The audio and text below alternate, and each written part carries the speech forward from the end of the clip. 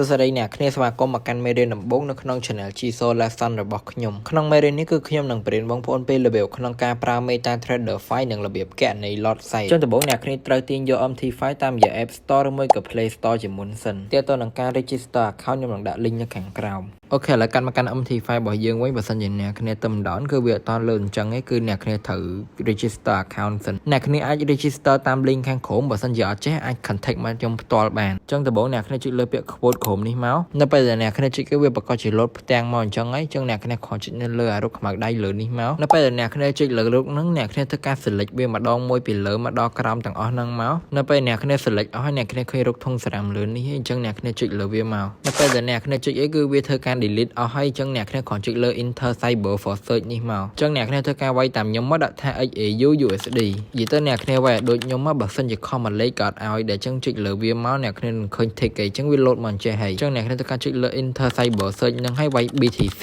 USD ម្ដងអញ្ចឹងអ្នកគ្នាវាយឲ្យ tick វាមកនៅពេលអ្នកគ្នាវាយឲ្យវានឹង load មកលើ quote របស់យើងទាំងពីរហ្នឹងហ្មងអញ្ចឹងអ្នកគ្នាគ្រាន់ចុចលើ XAU USD មកនិយាយទៅនៅក្នុងវីដេអូនេះគឺខ្ញុំបរៀនអ្នកគ្នាពី XAU USD មុនអូខេអញ្ចឹងយើងចុចលើវាមកវានឹង load អញ្ចឹងហើយអញ្ចឹងអ្នកគ្នាយកពាក្យ chart ខាងលើនេះនៅពេលអ្នកគ្នាចុចលើហ្នឹងហើយវានឹង load មកអញ្ចឹងហើយអញ្ចឹងគឺអ្នកគ្នាអូសវាមកអ្នកគ្នាឃើញលើនេះវាអត់មានកន្លែង buy sell TP អីទេនិយាយទៅកន្លែងហ្នឹងគេតម្រូវឲ្យយើង deposit សិនគឺយើងធ្វើការដាក់លុយ10រៀលឡើងសិនអញ្ចឹងយើងកុំទាន់អាចដាក់លុយចូលអ្នកគ្នាត្រូវស្វែងយល់អំពី XAU USD មុននឹងយើងដាក់លុយចូល trade តោះឥឡូវយើងទៅស្វែងយល់ទាំងអស់គ្នាអញ្ចឹង XAU គឺជាមាស USD គឺជាដុល្លារដល់ហ្នឹងគេគិតជាអោនអូខេឥឡូវ example ឲ្យយើងមានលុយ100ដុល្លារហើយមាសនៅក្នុងតម្លៃ3000នៅក្នុងមួយអោនបន្ទាប់មកយើងជ្រើសរើសយក 0.01 នៅក្នុងមួយ lot set អញ្ចឹងយើងធ្វើការចូលទិញមាសអញ្ចឹងអា 0.01 ហ្នឹងវាស្មើនឹង1ដុល្លារឧទាហរណ៍មាសឡើងដល់3001អាកតុយមួយហ្នឹងស្មើនឹងអ្នកនេះចំណេញ1ដុល្លារប៉ុន្តែបើសិនជាវាធ្លាក់មក2999គឺអ្នកគ្នានឹងខាត1ដុល្លារវិញអញ្ចឹងលុយអ្នកគ្នានឹងសល់99ដុល្លារបើសិនជាវាធ្លាក់មក2999ហើយលុយអ្នកគ្នានឹងឡើងទៅ101ដុល្លារបើសិនជាវាឡើង3001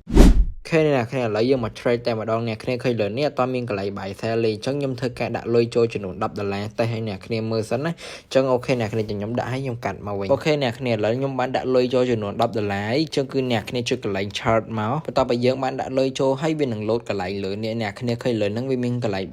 ពីរហ្នឹងអត់អញ្ចឹងអាលើនេះគឺ buy sell អញ្ចឹងអ្នកគ្នាចុចលើហ្នឹងមួយមកនឹងឃើញទៅហើយអាខាងឆ្វេងនេះគឺដាក់ឲ្យវាអូតូទិញលក់អញ្ចឹងទៅអាហ្នឹងតិចទៀតខ្ញុំនឹងតេស្តឲ្យអ្នកគ្នាមើលឥឡូវហ្នឹងខ្ញុំនឹងធ្វើការទិញ 0.01 ឲ្យអ្នកគ្នាមើលសិនណាឥឡូវយើងធ្វើការទិញទាំងអស់គ្នាតែអ្នកគ្នាឃើញឥឡូវនេះវាមានលេខ2លេខ2ហ្នឹងគឺ2 lot គឺមួយលេខ200ដុល្លារឥឡូវយើងដូរវាយើងដាក់ 0.01 វិញឥឡូវដើម្បីទិញអ្នកគ្នាចុចខាងស្ដាំមកហើយចុច access មកហ្នឹងហើយអ្នកគ្នាហើយអ្នកគ្នាធ្វើការចុចម្ដងទៀតគឺវានឹងទិញអីអញ្ចឹងខ្ញុំចុចអីអូខេខ្ញុំបានទិញវានៅតម្លៃ3286អញ្ចឹងខ្ញុំ hold វាដល់3287ខ្ញុំនឹងធ្វើការកាត់អញ្ចឹងស្មើនឹងខ្ញុំចំណេញបាន1ដុល្លារអូខេឥឡូវយើងចូលទៅមើលអស់គ្នា